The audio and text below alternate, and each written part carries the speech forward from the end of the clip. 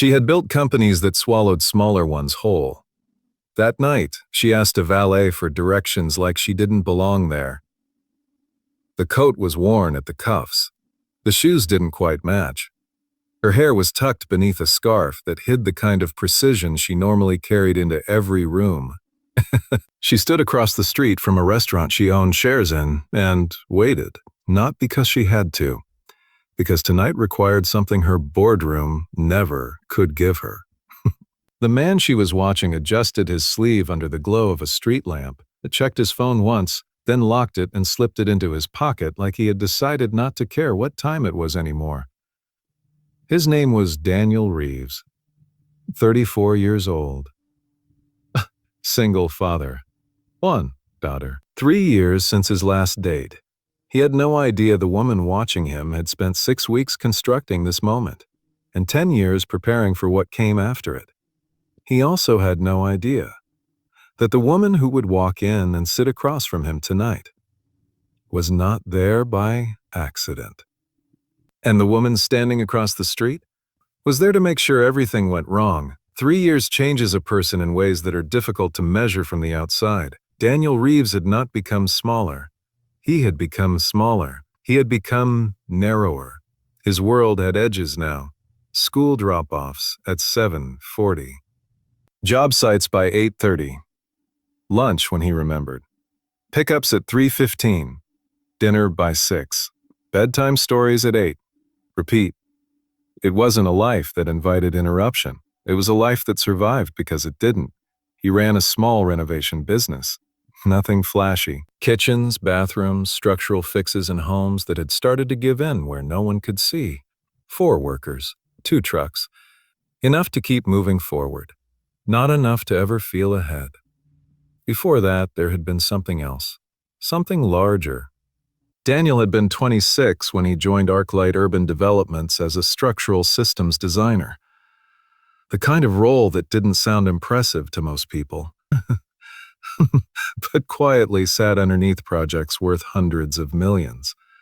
He had been good, not loud about it. Precise. The kind of precise that made senior engineers stop asking questions and just approve things. He had married Elena the year after. She had a way of filling silence without noticing it was there. A teacher. Patient in the way that didn't feel practiced.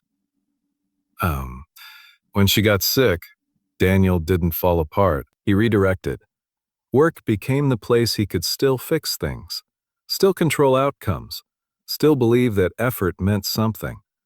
That was when he started the Orion waterfront design, a redevelopment concept for a neglected stretch of industrial coastline that no one thought was worth saving. Daniel thought differently. He worked nights, weekends, holidays. He built the framework on a personal laptop at the kitchen table while Elena slept in the next room, 14 months. Every load calculation. Every zoning workaround. Every structural compromise that still held integrity. It was the best thing he had ever done. He knew it. Not proudly. Quietly. Quietly. Like a man testing weight on something that didn't shift. He submitted it to Gregory Hale, senior partner, ArcLight. The kind of man who spoke slowly so people would assume he was thinking deeply. Gregory had replied with 2 sentences, or received. Reviewing with the team. Nothing else. 3 weeks later, Elena was gone. 6 months after that, Daniel stood in a crowded auditorium and watched Gregory Hale accept an award for the Orion waterfront project. His project. His design. His 14 months. There was no mention of Daniel Reeves. There never would be. Clause 9.2. That was what the lawyer had said. Daniel still remembered the exact tone.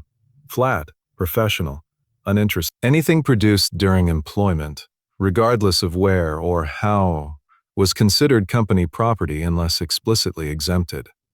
It hadn't been. He had a 3-year-old daughter at home, medical bills, no leverage, no time, no money to fight something designed not to be fought. So he didn't. He folded it away. The design, the anger, the version of himself that thought things worked the way they were supposed to. And he built something smaller instead. Her name's Chloe, Marcus said it like he was pitching an investment. Daniel stood in his kitchen, staring at a tie he hadn't worn in years. I'm not… just dinner. I'm not ready. You've said that for 2 years. Daniel didn't respond. Marcus continued anyway. She's normal, not weird, not intense, not trying to fix you. Just a person. That last part landed. Just a person. Daniel exhaled. Daniel exhaled. Fine. Marcus smiled on the other end of the call. Good. Friday, 8 p.m. I already booked it. You what? You're welcome. The restaurant was called Voirily. Soft lighting. Expensive without announcing it too loudly. The kind of place where nothing was accidental. Daniel noticed all of that immediately. Then he noticed something else. A woman sitting on the curb just outside the entrance. She wasn't asking for anything. That was what made him slow down. An empty cup sat beside her. But she wasn't looking at it. She was watching people. Not hopefully. Not desperately. Carefully, like she was studying something. Daniel hesitated, then turned. Walked half a block to a street vendor. Came back with coffee and a wrapped sandwich. He set both down beside her. Oh, cold tonight. She looked up at him. For a second, something in her expression didn't match the rest of her. Then it was gone. Thank you, she said. Daniel nodded once. Didn't ask questions, didn't wait, just walked inside as says. Horror. Across the street, a black car idled quietly. Inside it, a man in a tailored suit lowered a pair of binoculars. She just made contact, he said. There was a pause. Then a voice through the speaker. Longer this time. A continue observation. Inside, Chloe was already seated. She stood when Daniel approached. Smiled. Natural. Not rehearsed? Daniel? Yeah. They sat. Ordered. Talked. And for 40 minutes everything felt normal. She laughed at the right moment. Asked questions that didn't feel invasive. Left space when needed. It was easy. Too easy. Daniel noticed that. But he let it go. Because for the first time in a long time, he wasn't thinking about anything else. Outside, the woman on the curb watched through the glass. Her hands wrapped around the coffee Daniel had given her. She hadn't taken a sip yet. Not because she didn't want to, because she was thinking. Her name was Amara Voss, 31 years old. Founder and CEO of Voss Infrastructure Holdings. Net worth, just under $900 million. Worth, just under $900 million. And for the past 8 months, she had been building a case against one man, Gregory Hale. Inside, Chloe reached into her bag, pulled out a folder, set it gently on the table.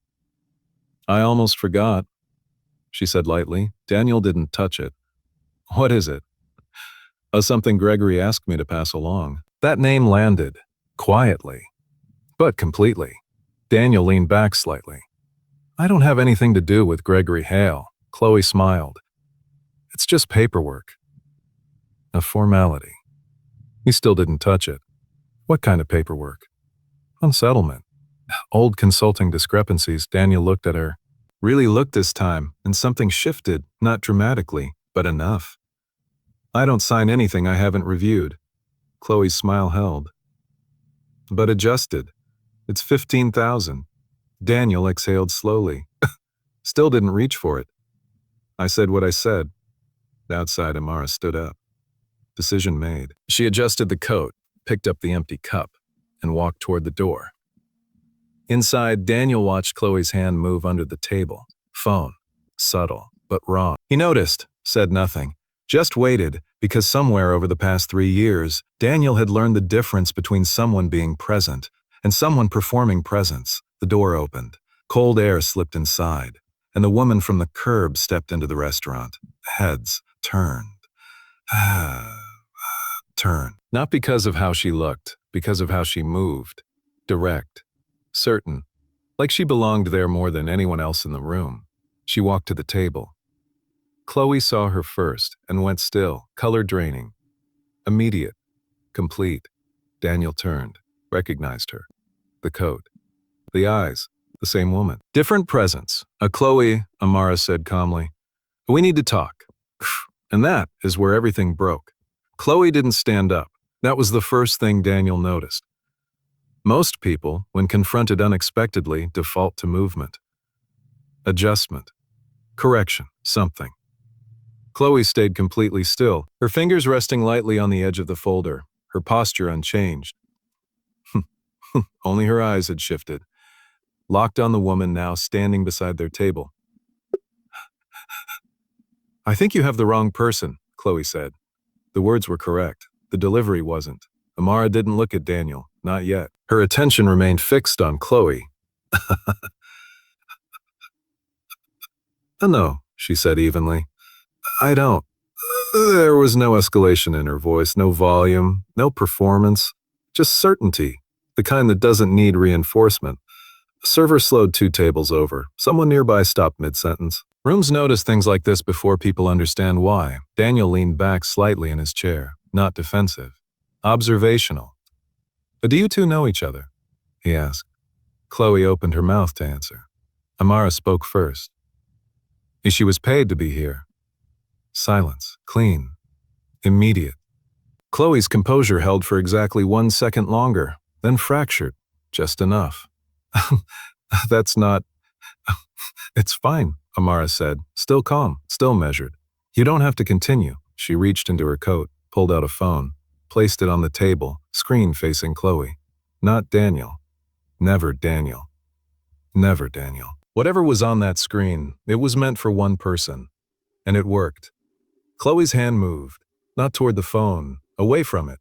Small, instinctive, but telling.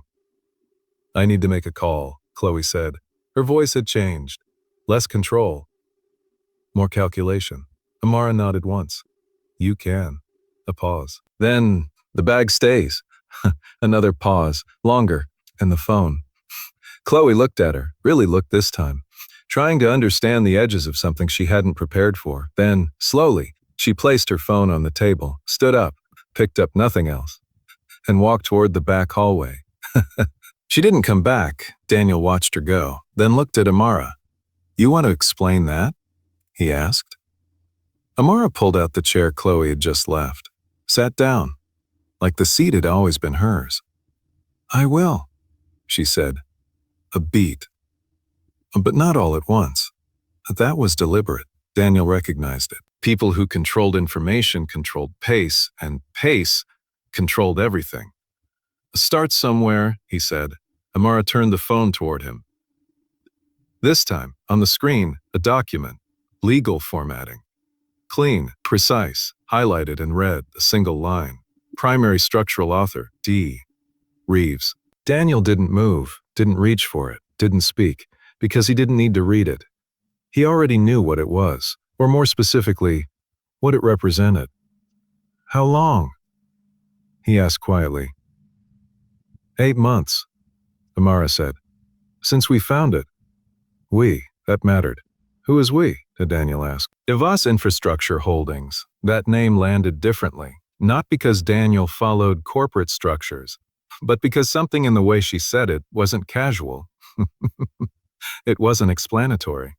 It was declarative. He studied her, the coat, the posture, the eyes.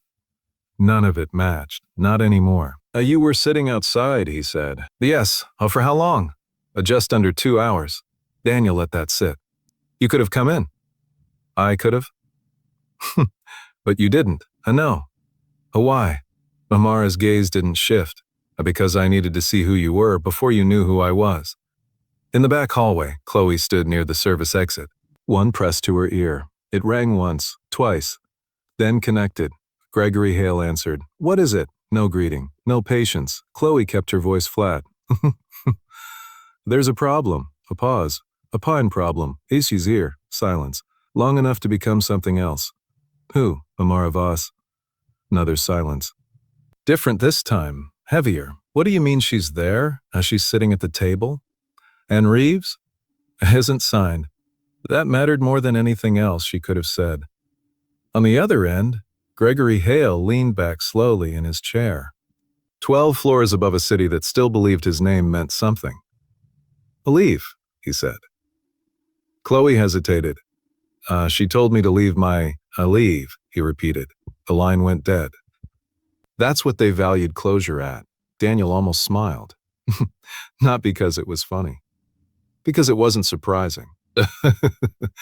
They tried something similar 3 years ago, he said. Different numbers, same structure. And you ignored it. I had other things to deal with. That was an understatement. Mimera didn't challenge it. Gregory Hill used a clause in your contract, she said.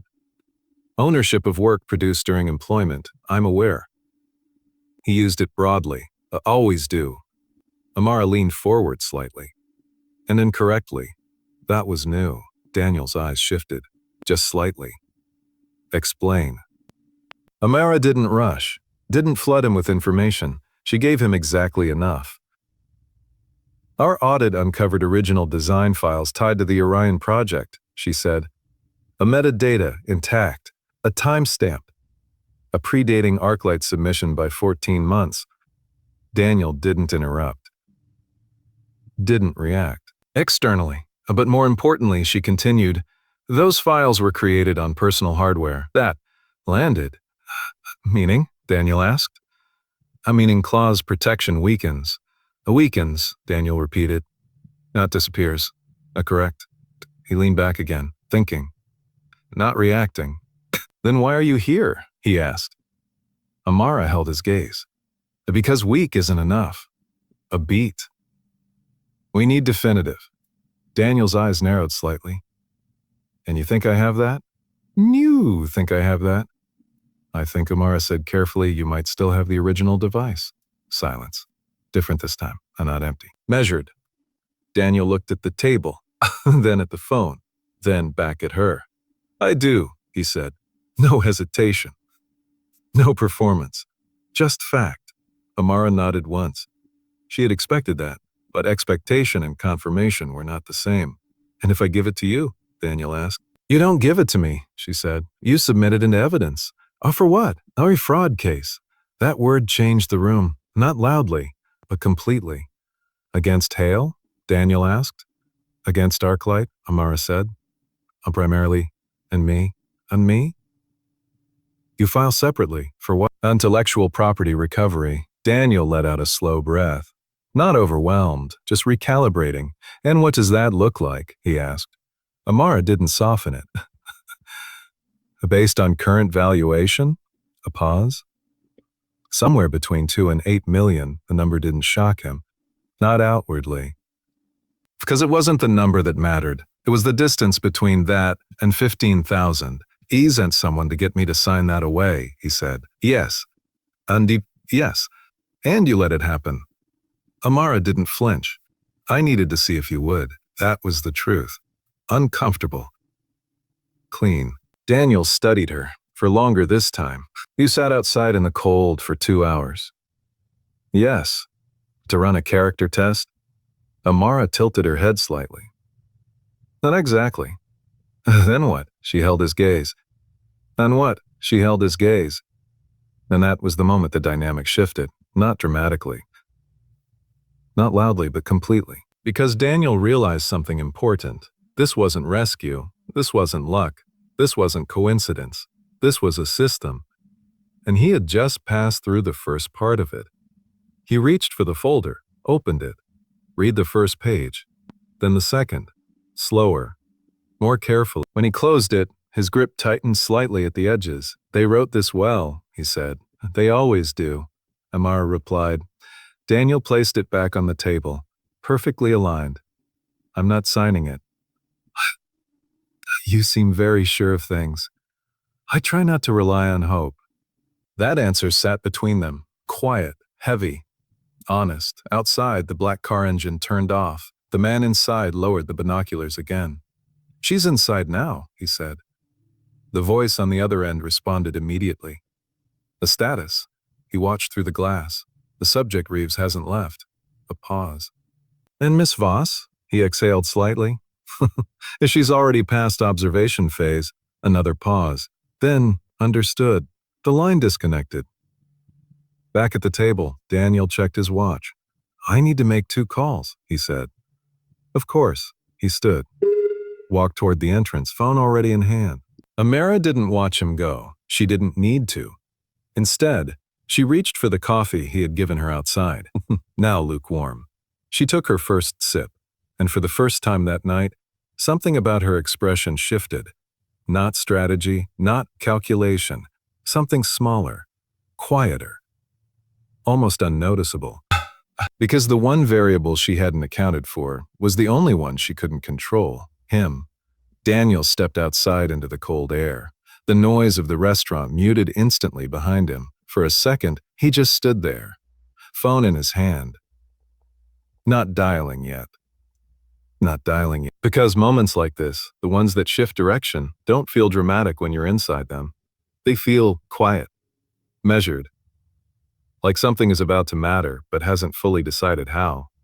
He scrolled once, tapped to contact, held the phone to his ear. It rang. Mrs. Alvarez? A pause. Yes, it's Daniel. Another pause. No, everything's fine. He glanced back at the restaurant, through the glass, at the table, at her. I'm going to be a little later than I thought. A softer tone on the other end. Reassurance? Routine. Thank you. I appreciate it. He hung up. Didn't move right away. Second call. Different number. This one took longer to answer. Yeah. You, Mark, it's Daniel. A shift on the other end. More alert now. Go, what's wrong? I need you to look at something. A beat? What kind of something? Daniel exhaled slowly. The kind we talked about 3 years ago. Silence. Complete. Then, where are you? Virally. I'll be there in 20. The line went dead. Inside, Amara hadn't moved. Not physically, but mentally. She had already moved 3 steps ahead. That was how she operated. Always. Anticipation over reaction, control over correction. But Daniel Reeves was different, not unpredictable. Just not easily categorized. That mattered more than most people realized. The chair across from her remained empty. The folder still sat untouched in the center of the table. Perfectly aligned. She glanced at it once, then away. Because that document was no longer the point. It had already failed. Across the city, Gregory Hale stood in his office, one hand resting on the edge of his desk, the other holding his phone. Screen dark. Call ended. He didn't move for several seconds. Then, he reached for another device. A different line. One that wasn't listed. It rang once, picked up immediately. I need confirmation, Gregory said. No greeting, no context. On what? The voice replied. Vas! A pause. Then, she's been digging for months. I know that. Then you also know she doesn't move without leverage. Gregory's jaw tightened slightly. She's sitting at a table with Daniel Reeves. That shifted something, even through the silence. That shouldn't be happening, the voice said. No, Gregory replied. It shouldn't. Another pause. Do you still have control of the narrative? Gregory looked out over the city, light stretching endlessly. For the first time in a long time, he didn't answer immediately. I did, he said finally. An hour ago, back at the restaurant, Daniel returned. Same pace, same posture. But something had changed. Subtle. Internal. He sat down, looked at Amara, and made lawyers on his way. Amara nodded once. That's a good decision. You don't seem surprised. I would have been if you didn't. Daniel leaned back slightly, studying her again. You're very confident. I'm prepared. That's not the same thing. No, she agreed. It isn't. A pause. Then, I try to make sure preparation is enough. Daniel tapped the table lightly. Once. Twice. You said you needed definitive, he said. Yes. And the drive gives you that? It completes the chain. He considered that. And without it, we still have a case. But not a clean one. Correct. Daniel nodded slowly. That's why they sent her. Amara didn't respond. Didn't need to. A server approached cautiously. Can I get you anything? Daniel glanced at Amara. She shook her head slightly. You've been building this for 8 months. Yes. You've got a team. Lawyers, investigators. Yes. And instead of sending any of them, he gestured slightly toward the door. He sat outside in the cold. Yes. Why, this time, Amara didn't answer immediately. Not because she didn't have one, because she chose the exact version of it. Because information isn't the same as understanding, she said. Daniel's eyes stayed on hers. And which one is this? He asked. Understanding. The door opened again. A man stepped in quickly. Mid-40s. No hesitation in his stride. He scanned the room once, spotted Daniel, and walked straight over. Mark, Daniel said. They shook hands briefly. Mark sat, looked at Amara, then at the folder, then back to Daniel, to start talking. Daniel didn't. He simply turned the phone toward Mark. The same document, the same highlighted line. Mark leaned forward, read it once, then again, slower. When he leaned back, his expression had changed. Not surprised, not exactly, more like confirmed. Where did this come from? Mark asked. Amara answered. Internal audit. Mark's eyes shifted to her. I know, fully assessing. And you are? Amara Voss. That name landed. Fully this time. Mark sat back, studied her differently now. Okay, he said slowly. That makes this interesting. Daniel slid the folder toward Mark. I'll take a look. Mark opened it. Read. Flipped pages. Paused. Exhaled through his nose. Closed it. They're trying to bury it clean, he said. Yes, Amara replied. Mark tapped the folder once. This is tight. Not perfect, but tight. He looked at Daniel. You sign this, you're done. I'm not signing it. Good. Mark turned back to Amara. And you're offering right to Amara. And you're offering a full legal support. In exchange for the original hardware. Mark nodded slowly. That tracks. A pause. Then, what's your angle? Direct. No politeness layered over it. Amara didn't react. Accountability, she said. Mark almost smiled. Try again. Amara held his gaze. Then, a leverage, she said. That was better. Honest. Useful, Mark nodded once. Okay. Daniel watched the exchange. Carefully, because this was the part that mattered. Not the numbers. Not the documents. The alignment, or lack of it. So what happens next? Daniel asked. Mark answered. We verify everything. He looked at Amara. You have copies? Yes. A chain of custody? Documented? Good. He turned back to Daniel. You still have the laptop? Yes. Untouched? Yes. Mark exhaled. That's big. Amara leaned forward slightly. And not just the laptop, she said. Mark looked at her. We also have external corroboration. Daniel's attention sharpened. Like what? A neighbor, she said. From your old apartment. Daniel blinked once. Unexpected. Mr. Klein? Amara nodded. He remembers your lights being on late. Consistently. Mark let out a quiet breath. Mark nodded again. Okay. Yeah, that helps a lot. Daniel sat back, processing, not reacting. Because this was becoming real in a way it hadn't been before. Across the city, Gregory Hale's office lights were still on. But now, he wasn't standing anymore. He was moving. Pulling files. Opening drawers. Making calls that didn't go to voicemail. Because control, once it starts slipping, doesn't announce it. It accumulates. Quietly. Then all at once. Back at the table. Mark closed the folder again. Looked at Daniel. You understand what this is, right? Daniel didn't answer immediately, because he did, but saying it out loud made it something else. It's a way back, he said finally. Mark nodded. Mark nodded. A pause, but it's also a fight. Daniel looked at the table, then at Amara, then back at Mark. I know. Amara watched him carefully. Because this was the second test, not kindness, not instinct, decision. Daniel reached forward, placed his hand on the folder, not to take it, not to move it, just to ground the moment. I'll bring the laptop tomorrow, he said. Not tonight, Mark nodded immediately. Nah, good. Amara followed. Of course. And just like that, the direction locked. But what none of them said, what none of them could see yet, was that Gregory Hale wasn't waiting to react anymore. He was already moving. And the next move wasn't going to be clean. They left the restaurant separately. That was Mark's idea, not because it mattered immediately, But because situations like this tend to grow in directions people don't anticipate, Daniel walked to his truck 3 blocks north. Same steady pace, same measured breathing. But now, his mind wasn't quiet anymore. It was active, layering possibilities, outcomes, risks, because what had been buried for 3 years was no longer buried. Things that resurface rarely do so gently. At 10:42 p.m., Daniel pulled into his driveway. The porch light was on. It always was. He sat in the truck for a moment before getting out. Not delaying. Just marking the transition. Then he stepped out. Walked inside. Dad?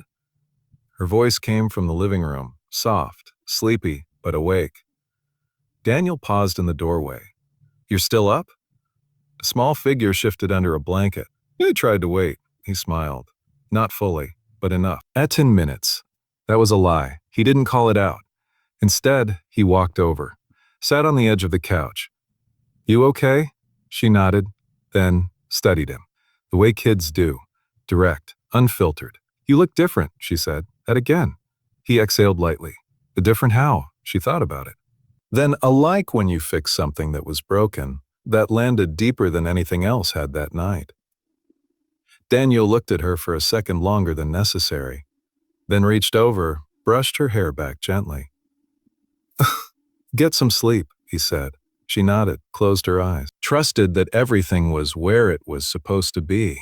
Upstairs, Daniel opened the closet, reached to the back, pulled out a small, worn laptop bag. Zipper slightly misaligned, fabric faded at the edges. He set it on the bed. Didn't open it. Not yet. Because once he did, there was no version of this where things stayed the same. Across the city, Gregory Hale didn't go home. He hadn't even considered it. His office had shifted from composed to operational. Files spread across the desk. Multiple screens active. Calls made. Calls returned.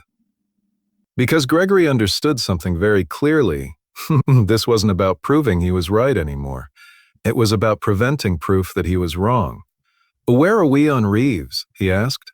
The man across from him, late 30s, sharp suit, sharper eyes, didn't hesitate. A minimal public presence. No active disputes. Small business owner. One dependent. Gregory nodded once. A leverage? A pause. Then indirect. Gregory leaned back slightly. Define. Pressure points exist, the man said carefully. Not legal. Personal. That was enough. Gregory didn't ask for details. He didn't need them. I keep it clean, he said. Always. Back in Daniel's room, the zipper finally moved. Slow. Deliberate. He opened the bag. Inside, the laptop.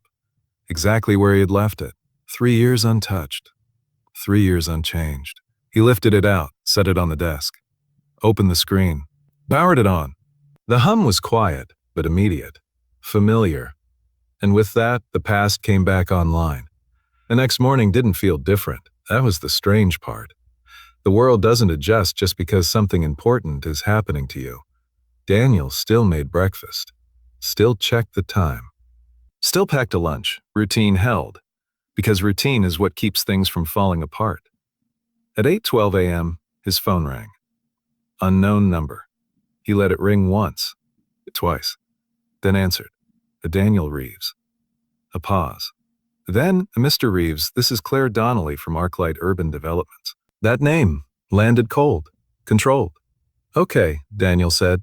We'd like to schedule a meeting. No. He didn't hesitate, didn't ask why. And the answer is still no. Another pause. Then, this doesn't need to become complicated. Daniel almost smiled. It didn't reach his face. It already is, he said, and ended the call. Across town, Amara stood in a glass-walled conference room, her legal team seated around the table. Documents laid out, structured, precise. The timeline? She asked. Fast, one of the attorneys replied. They're already reacting. A good, another voice, Reeves. Amara didn't look up from the file in front of her. He's in. Certainty. Not assumption. At 9:47 a.m., Mark arrived at Daniel's house. No small talk, no delay, they went straight inside, laptop on the table. Mark sat, opened it, plugged in a drive. began working. Began working. Silence filled the room, not awkward. Focused.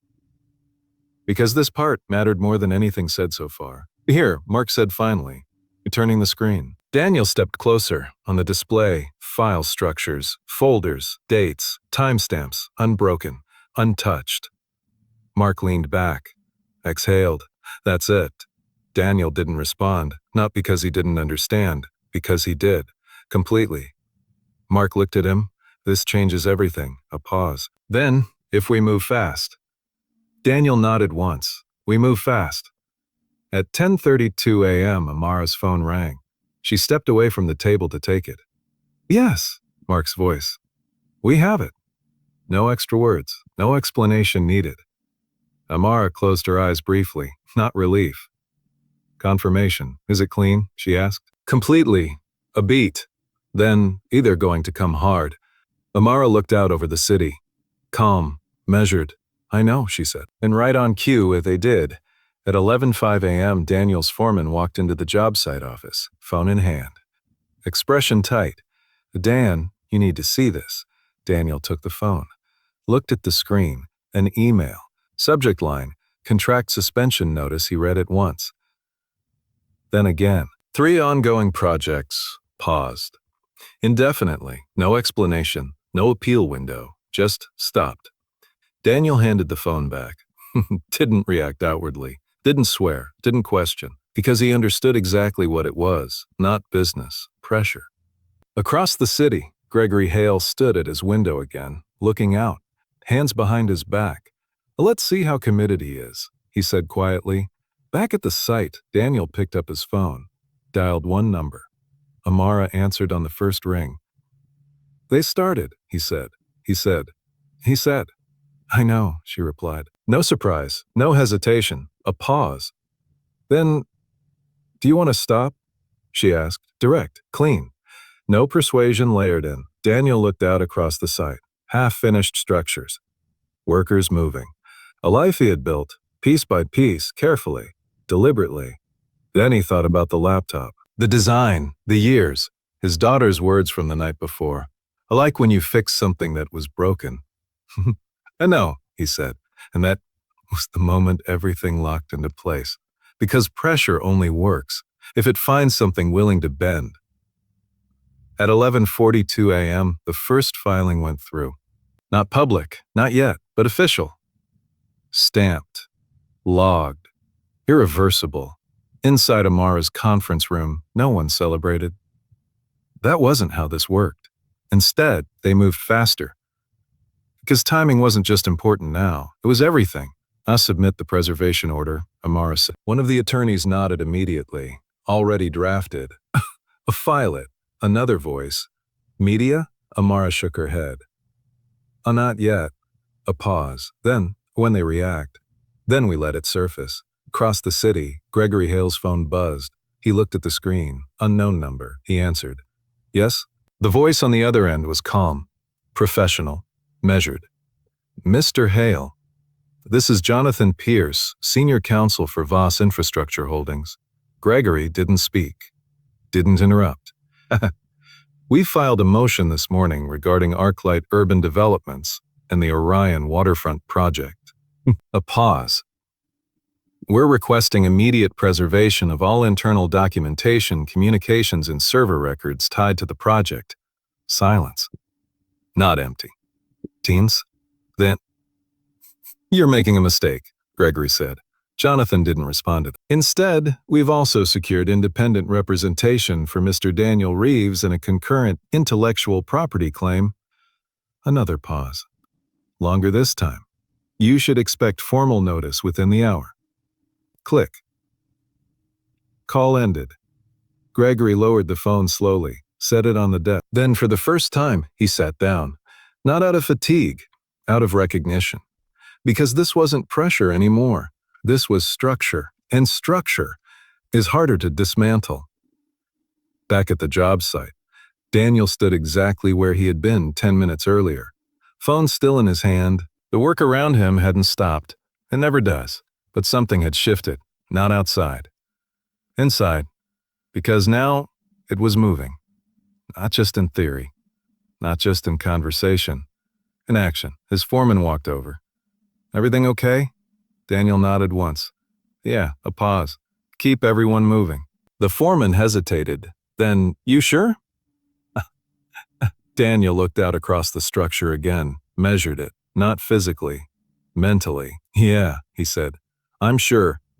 At 1:15 p.m. the second move landed. This one, public. A short article, buried in the business section of 3 mid-tier outlets. Nothing dramatic, no headlines, just facts. Of Us Infrastructure Holdings files motion against Arclight Urban Development citing irregularities in Orion waterfront project attribution. Photintune claim filed by former employee Daniel Reeves. A court requests document preservation pending review. Small. Contained. But enough. Because the right people read things like that. At 1:22 p.m., Gregory Hale's assistant walked into his office, tablet in hand. You should see this. He didn't take it immediately. Because he already knew. Still, he looked. Read it once. Then handed it back. "I'll prepare a statement," he said. "I deny everything." "Of course." She turned to leave. "Oh wait." She stopped. Gregory's voice was quieter now. "We pull every internal file on Orion." A pause. Then, everything. At 2:03 p.m. Daniel's phone rang again. This time, he recognized the number. "Mark, you're gonna start getting calls," Mark said. "To media, contractors, fight, even old contacts." Daniel leaned against a beam. "Okay, don't answer anything." "Oh, I won't." A pause. Then, "They're pushing back internally already." Daniel wasn't surprised. "They will." Another pause. Then, "You good?" Mark asked. Not legal, not strategic, personal. Daniel thought about it. Then, yeah. And for the first time, that answer was actually true. At 4:40 p.m., Daniel pulled into the school lot. Same time as always. Same spot. Routine didn't break, even when everything else did. She ran toward him. Backpack bouncing, energy unfiltered. He caught her mid-step, lifted her slightly, set her back down. "How was your day?" Good." A pause. Then, "You still look like that." He smiled slightly. "Like what?" She grinned. "Like something got fixed." Daniel looked at her. Really looked this time. "Because kids notice things adults explain away." Yeah," he said quietly.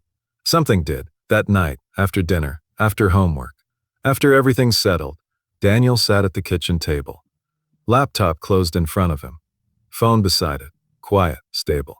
For the first time in a long time, nothing felt like it was hanging over him. At 9:12 p.m., his phone lit up. A message, unknown number. He opened it. A single line. You held. No name. No context. But he knew exactly who it was. He didn't respond. Didn't need to. Across the city, Amara stood in her office, looking out over the skyline, same as the night before, but different now. Because uncertainty had been removed. One of her attorneys stepped in, initial response from Arclight's legal team. She didn't turn. Expected? A yes? A strong? A pause? A defensive. Amara nodded slightly. A good. The attorney hesitated. Then, Reeves. Amara finally turned. What about him? He didn't fold. Small pause. Then, no, she said. He didn't. 3 weeks later, the story grew. Not explosively, but steadily. More outlets. More attention. More scrutiny. Because truth, when it surfaces, doesn't need noise. It just needs time. Arclight's internal records were opened, reviewed, questioned, and piece by piece. What had been hidden in structure became visible in detail. Gregory Hale stopped giving statements. Then he stopped appearing entirely.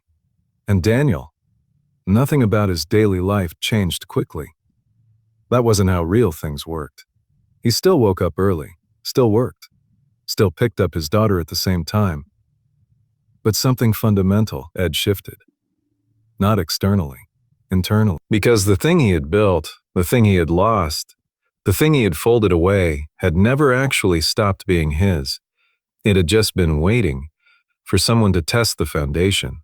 And when they did, it held, and